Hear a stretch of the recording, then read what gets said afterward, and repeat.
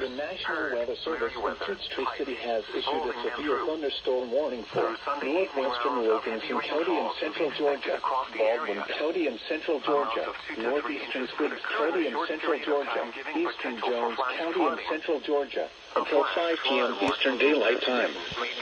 At 4:14 p.m. Eastern Daylight Time, a severe thunderstorm was located near Myrick's Mill, or 9 miles north of Jeffersonville, moving north at 40 miles per hour.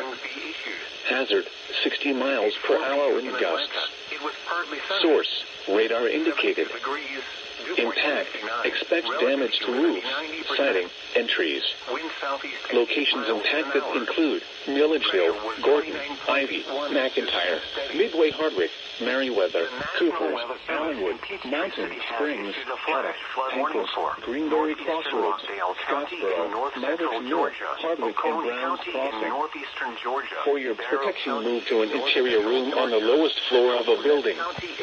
If you see wind damage, hail, or flooding, wait until the storm has passed, and then call the National Weather Service toll-free at 1-866-7-634-4664. Tweet us your report at NWS Atlanta.